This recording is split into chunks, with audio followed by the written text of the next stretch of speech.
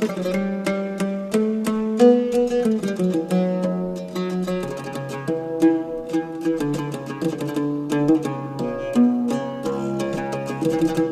let's start and keep this discussion by the young. Let's start by the young. What exactly is the key issues they see will formulate their future. It is necessary to observe and act on their issues, the young generation issues, convince and concern. So let's hear from them as an example what their issues, what are the comments, and what is their concern about how they see the future is building up for them. I think for the future, what I'd like to see for Sudan is seeing more of the diaspora take a more active role when returning back home, working on developing more sustainable projects. I think there's a lot of hype around donations and charities and giving money, but I think it would be great for people to witness things as firsthand when they go to Sudan to visit for a month or 2 weeks, to just play a more active role as opposed to like play a more passive role. I think as well, we need to, I think Basma mentioned that the other day, is connect the diaspora with the Sudanese people that live in Sudan, just to make them more aware of the cultural and social issues and economic issues taking place, because I feel like there's quite a gap between their vision of what's going on in Sudan and people who live in Sudan's perspective of what's going on in the country. And I think that has a lot to do with what people in the diaspora see when they go back home. So they go back home for 2 weeks or a month, and they attend weddings. It's all about social occasions, events. But I think there's more to Sudan than just, the rainbows and the weddings and so on. So I think, just getting the diaspora more engaged with Sudan and the community when they're there. I think I would take what Yousra said, just move it further. I think, first of all, we have to look at ourselves as youth. We need to organize ourselves more. As the statistics show, more than 60% of the Sudanese population are youth. And I think that number will be the same in the diaspora. So I think we need, as a youth, to organize ourselves. The people who brought up in Sudan and came up here to connect with people like Basma, who brought up here, but they think we're outdated. But I think that we need to connect with ourselves first. I think we have a lot of passion to Sudan. We have some of us have a lot of expertise, but we need to organize ourselves first, and then the next issue. That's the first thing. The next issue is for our senior generation. I'm not gonna say all, okay, but senior generation. I mean, to have the trust in us, because we have the abilities, we have the capabilities. We actually, some of the work is being done by us, but it's just need to be highlighted, just need to be incubated to and empowered, as Professor Alam said, to get the result done. And I think empowering youth has two components, from the youth themselves and then from others around us. I'm going to I agree with both of you, but I also think one point that I didn't mention when I did my presentation that I think is very valuable. I actually had this discussion with Professor Hanoud on Friday evening, but he was like, I haven't forgotten about the youth, I'm involved with the youth, I talk to the youth. And one of my most important things also, as well as the diaspora involving them, is almost the forgotten youth. So it's not about us who are standing here in a conference room in front of adults, it's about those youth who aren't engaged, because they make up a huge amount of the population. I think when I'm speaking about this, because me living in the UK and we just went through the Brexit thing, I spoke to so many of my friends and I was like, did you vote? Did you vote? And so many of them are like, no, I didn't vote, I don't care what happens. And that's the problem we're facing, is a lot of the forgotten youth who just aren't involved and aren't doing anything. So it's almost not just caring about them, it's caring about the people that don't know they need to care. So we need to think about them as well, because it's not all about the really educated kids, it's all about those kids who aren't educated and don't know that their voice counts for anything. So we need to remember them as well, and maybe it takes us educated or well-known people to go back to the youth that don't care and engage them. So I think that's an important role to play as well. First of all, I'd just like to say thank you, Tamar and Lam, for bringing this issue to the table, because there's not enough emphasis being put on the youth, and I think that the youth needs that responsibility. They need to take on the responsibility. I mean, if you ask me about anything about the history of Sudan, I'll be honest with you, I don't know. I'm not really educated on those type of subjects. But what we need is more virtual communication. More virtual communication and more communication through social media. And I think that the parents have a role, I think the senior generation have a role in educating the youth and telling them more about the culture, becoming more in touch with your culture. I think that's really important. So yeah, I think virtual communication is really important, and learning more about the Sudanese culture so that we're able to improve the conditions.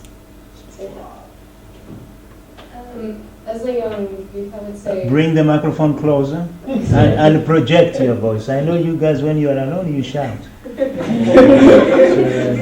a young girl, I haven't really visited Sudan much, but as a young Sudanese person, I take so much interest into the Sudanese culture.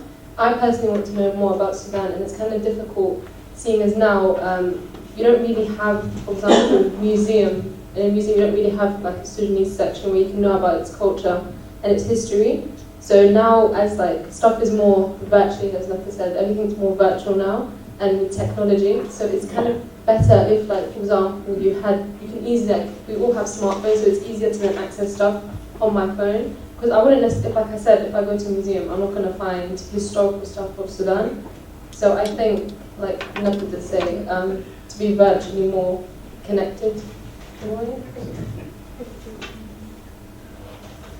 Yeah, I definitely agree with everyone here. Just want to say about the forgotten youth. I think it's a really important point, especially in Sudan, because people don't realize how. I can only speak from the health sector because I don't know about anything else. But definitely awareness and education is the way to go now. I mean, you can talk about it, but I mean, I think the biggest problem there is, you know, the redistribution of resources and all that stuff. That you need to concentrate on that more. And yeah, just definitely awareness and education through social media, through however else. So, yeah. You hear about Sudan, but it is completely different Sudan. Sudan in which we were born, we live some of our part of our life until we had to leave Sudan and come here. It is very sad we're talking about Sudan now, and we become part of the diaspora. I mean, all of us, when we speak about Sudan, it is, I don't know what to express, it's devastating actually, what is happening now.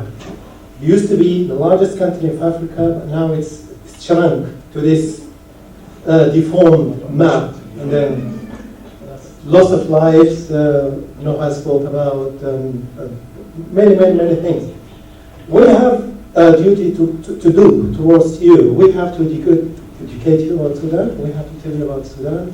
And the country had all the resources to make it the best country in the area. But unfortunately, like many other countries in the region, we were not lucky with our rulers or political regimes, actually. All of whom they put their self-interest at the top, and then completely ignore the needs of the masses. But these people, the current regime in Sudan has pioneered in this. I know pioneer is a positive word, but I'm using it here as a negative to describe a negative situation. These people have pioneered in corruption, pioneered in destruction, pioneered in bringing or making to us, giving us a Sudan that I can describe in 2 words, is beyond repair. The damage that they have done in Sudan is beyond repair. It is very sad and gloomy picture, I'm afraid. Next speaker, But there is always hope. I can't agree more. But draw a line. You need to move. For these people, I think the hope is the word. Not these people, our people. These are our kids. Yeah. Our. Well, they are our grandchildren, right? Okay. I'm your pastor. I'm the only person who knows Allah's birthday. So what I'm saying is, I went to Sudan in 2009 as a lecturer, associate professor in the University of Khartoum, and at that time I had no belief in generations, like the good days are gone and all that kind of thing. Then I taught university students, then I attended this internship conference or something, and then a few more things, one of them also being an uncle for niece and nephews. One of them is Tasneem Nagi, who was here last year, did the UCL master, got distinction, got the Chevening scholarship presented here. So my belief in the generation has come back very strongly. So that's where you might allow me to say that, what you said is absolutely correct. And I have more to say, to add to that. Allah Yazil Khan Sabab. However, if we draw a line, we look at this generation, we look at future, we have to have hope. And hope should come from you. So that is a comment. I've got a simple question. Wow. You as youth, now, when somebody approaches you for solutions, what is the best way to do it? That's my niece actually. How can we do it? Because there is this combination between being cagey, running away, don't want to talk to people older than you, don't want to be told what to do, but still you're lacking basic information. Where is the balance? This is my question for the panel. You have to create a conversation between us. Yes, I'm saying, yeah. You let the professor take it down. Question clear? Yes. Professor Hulud, and then Rudy. Yeah, thank you very much indeed. That was really very interesting. I mean, it's nice to hear the youngsters, saying something of their own. The other day, I mentioned something just touch and go in my presentation about the youth and how they are alienated from their roots. They don't know what's going on. And now whatever you mentioned, I think you just confirmed my understanding. I used to play tennis with my children. And then at one point, I never thought there is a difference between me and them. And I thought I don't believe with this generation gap. Until they started to grow a bit and they become older. And I become older. And then after a while, I discovered that we have a completely, totally different way of perceiving things. And at one point, I had my daughter always, yesterday I told Basma, she just finished her biotechnology, she's finishing her master's. She visited Sudan twice. And whenever I discussed with her, she said, Dad, you don't know anything. I said, yeah, you are right, because nonsense is there. All nonsense you're in mind, I don't know, and I don't want to know. Now, I think time has come to bridge the gap between us and our children. And I feel this is where the real problem is. Sometimes the very independent mind, you set yourself up. I think this is one of the problems, your own creation. Because we live in an era, we live in which everyone depends on the computers. And even at home, they don't give us a chance. Now, cut the long story short, you need to have responsibility.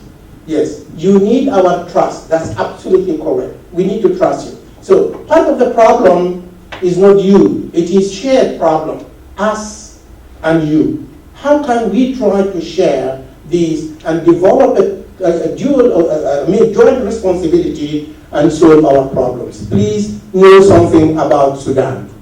Thanks, sir. And this will help you a lot. Can you give Rudy? Yes, Rudy. Can we respond to some of Yes, them? after he will respond, and then we come back to other groups. Being of Caribbean origin, so we had the same thing. Our parents coming here to the UK and then growing up, and there appears to be the divide between those of us who were born here, so those who came over in their teens to this country, and of course the parents that remember the past back in the Caribbean, and they make comparisons.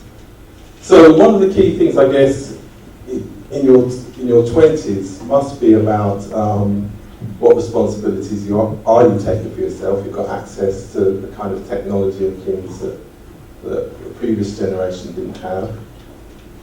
Your understanding of culture and where your culture comes from, it's not difficult to find that information. But some of the responsibilities must be also about mentorship and listening to elders and listening to people who've experienced things that you've never experienced in your life. So again, it's about some humility in terms of learning and understanding as well. But as you're in the 20s, definitely having your own plans about where you want to go. Because when I was in my mid-20s, I was very clear of some of the quite large-scale projects that I did, because that's the time to take a risk. So again, think of the needs of your community. So the key point is what are the needs of the young people? Then set some plans out to meet those needs. It's not difficult. And then pull on the experienced people. There are plenty of people who would mentor you. Again, you've got to have the humility to ask a mentor to support you. But have a big plan for your community. That's what I would say.